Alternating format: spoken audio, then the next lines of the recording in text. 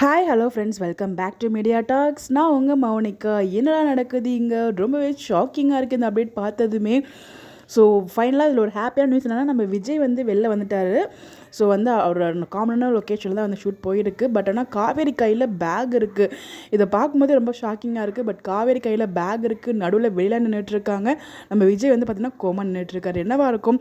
So Kaveri கையில் இருக்க back நல்லா யோசிச்சு பாருங்கள். ஸோ காவேரி வந்து ஒரு தடவை பேக் பண்ணுவாங்க இல்லையா, வீட்டை விட்டு கொடைக்கானல் போகணும்னு சொல்லி கிளம்பணும் அப்படின்னு சொல்லி நம்ம விஜய் சொல்லும்போது ஒரு பேக் வந்து பேக் பண்ணுவாங்க. அந்த பேக் மாதிரியே தான் இருக்குது பார்க்குறதுக்கு.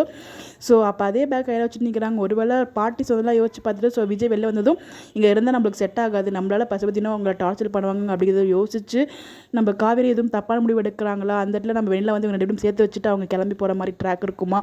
கண்டிப்பாக வெளியிலோட ட்ராக் வந்து பாசிட்டிவ் ட்ராக் தான், எந்த ஒரு மாற்று கருத்துமே இல்லை. ஸோ ஒரு காமன் லொக்கேஷன் திருமலைசை அப்படிங்கிற லொக்கேஷன் தான் ஷூட்டிங் வந்து போயிருக்கு. இந்த இடத்த சொல்லும்போது எனக்கு ரொம்ப ஸ்பெஷல்னால் என்னோடய காலேஜ் அங்கே தாங்க இருக்குது, பிரத்யூஷா. அந்த காலேஜில் தான் நான் படித்தேன். ஸோ அந்த நேற்று கூட நம்ம விஜய் வந்து அப்டேட் கொடுத்துருந்தார் இல்லையா, ஃபுல்லாக வந்து ஒரு பசுமையாக இருக்கும்ல, அந்த லொக்கேஷனில் அந்த மாதிரி தான் ஃபுல்லாக பசுமையாக இருக்கும். திருமலைசை சுற்றி எங்கள் காலேஜுமே நடுவில் காலேஜ் இருக்கும், சுற்றி வந்து பார்த்திங்கன்னா வயல்வெளியாக இருக்கும்.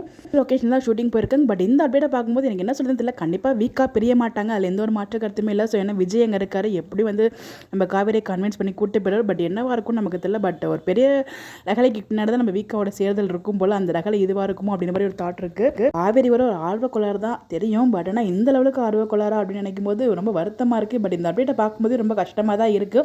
ஸோ ரொம்ப கஷ்டப்படுத்தக்கூடாது டீம், ப்ளீஸ் எங்களை பார்த்து பண்ணுங்கள். எங்களை பார்த்து உங்களுக்கு பாவமாக இல்லையா அப்படிங்கிற மாதிரி ஒரு ஃபீல் இருக்குது. ஆல்ரெடி விஜய் ஜெயிலில் இருக்கிறது எங்களால் தாங்கிக்க முடியல.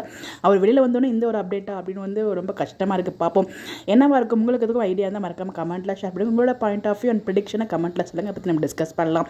இந்த மாதிரி அப்டேட் தெரிஞ்சுக்க நம்மளோட சேனலை ஃபாலோ பண்ணிக்கோங்க. By by. வீக்கா ஃப்ரெண்ட்ஸ், எப்பயும் சொல்ல மாதிரி தான், யாரும் பயப்படாதீங்க. ஸோ என்ன தான் நம்ம காவேரி கையில் பேக்கை தூக்குனாலும் கவலைப்பட வேண்டாம், வீக்கா பிரிய மாட்டாங்க. ஸோ வந்து கண்டிப்பாக நம்ம விஜய் வந்து கன்வின்ஸ் பண்ணுவார் காவேரியை. அதெல்லாம் உங்களுக்கு பதிவு பண்ணணும்னு நினச்சேன்.